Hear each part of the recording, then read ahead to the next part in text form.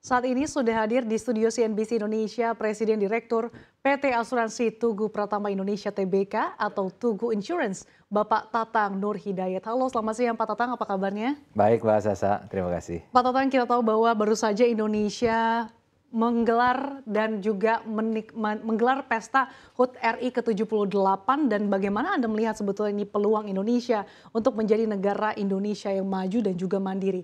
Dan kita tahu nih Pak bahwa sektor industri perasuransian ini kan merupakan sektor yang cukup memiliki peran penting ya Pak bagi Ya, perekonomian nasional. betul. Nah, ini bagaimana kesiapan Tugu Insurance sih Pak? Ya, kami optimis melihat masa depan pertumbuhan perekonomian Indonesia, termasuk juga asuransi Indonesia khususnya Tugu.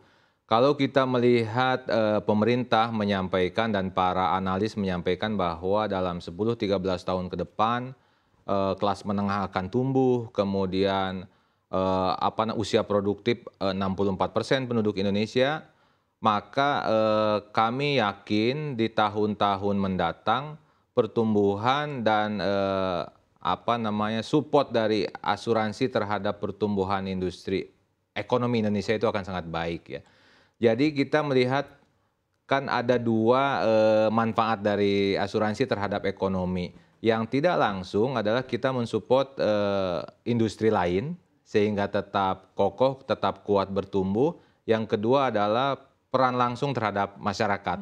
Dan dua hal itu menjadi penopang dari pertumbuhan asuransi Tugu ke depan. Yang satu adalah korporasi bisnis, yang satu adalah retail bisnis yang langsung ke masyarakat. Gitu. Oke, dengan melihat kondisi dan juga peluang ke depan yang masih cukup baik, untuk kinerja keuangan dari Tugu Insurance sendiri sepanjang semester pertama ini seperti apa Pak? Dan targetnya hingga akhir tahun seperti apa?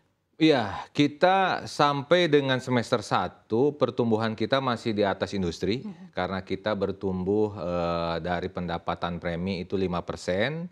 Sementara untuk proyeksi sampai akhir tahun kami memang menargetkan pertumbuhan 11-12%.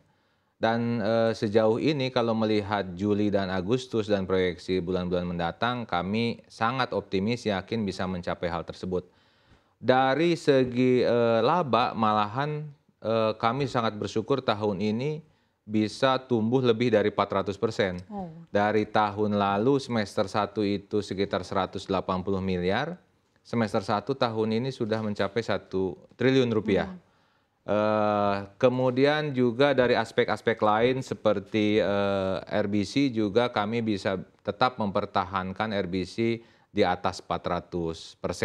Jadi baik semester 1 kami bersyukur, tapi kami sangat optimis untuk menyongsong semester kedua. Gitu. Itu pendorong kinerja yang ciamik dari Tugu Insurance ini apa saja Pak?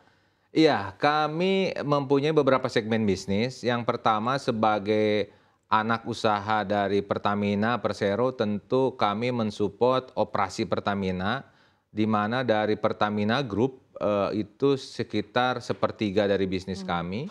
Kemudian dari korporasi lain, itu juga dari BUMN lain, sinergi BUMN dari sepertiga. Korporasi lain termasuk juga retail yang baru kami kembangkan dari tahun 2018 saat ini sudah sekitar 12-13% dari portofolio yang ke depan kami harapkan bisa terus meningkat sektor retail ini. Berarti sejauh ini memang masih didominasi segmen korporasi ya Pak? Sampai saat ini masih korporasi tetapi melihat 4-5 tahun perkembangan retail kami cukup memuaskan.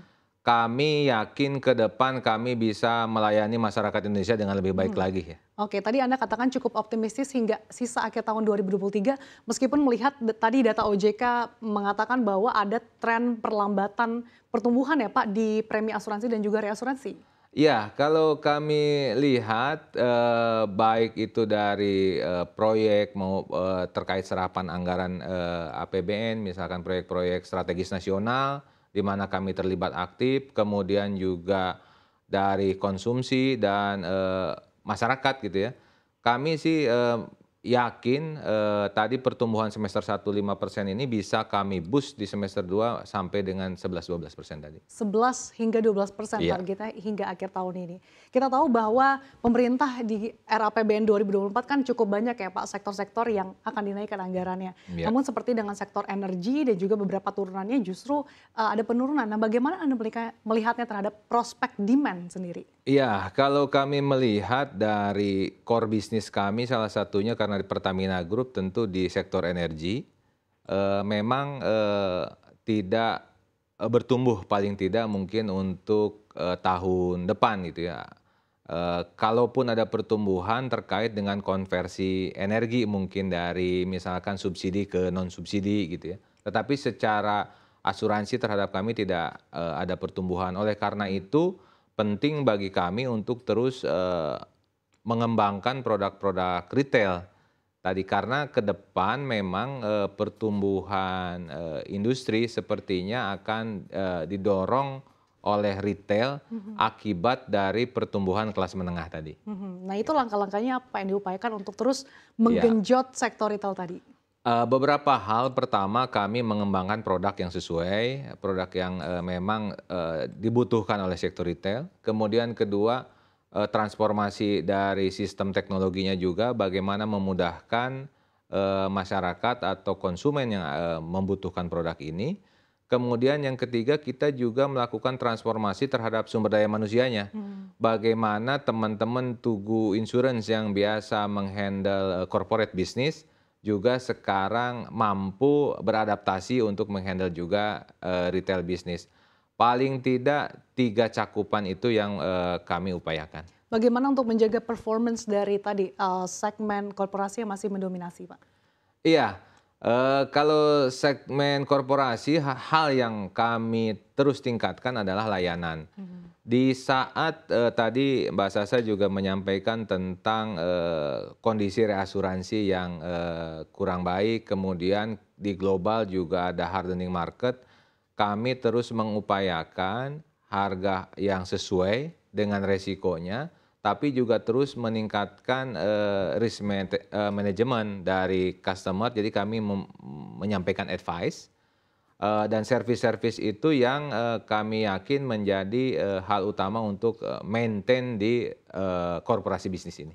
Oke, dengan berbagai upaya yang dilakukan, bagaimana Anda melihat potensi demand produk baik dari asuransi umum ke depan, utamanya tadi Pak, dari nasabah maupun pemegang polis? Iya, kalau kami lihat pertama dari engineering, ini juga masih memberikan pertumbuhan karena proyek-proyek strategis nasional masih akan berlanjut. Kemudian dari segi kita lihat booming dari apa namanya komoditi ya, itu juga akan meningkatkan juga sektor marine kargo terutama. Kemudian juga dari konsumsi masyarakat kami lihat dari kredit kendaraan bermotor, perumahan itu juga akan menimbulkan pertumbuhan baru. Dan satu lagi kami lihat dari lifestyle insurance mungkin ya, karena saat ini beberapa hal terkait lifestyle ini menjadi kebutuhan pokok mungkin bagi masyarakat yang menimbulkan resiko sehingga perlu di cover asuransi gitu. Oke, itu tadi peluang-peluang ya Pak, Ya, sehingga berpotensi untuk meningkatkan demand produk asuransi umum ke depan. ya.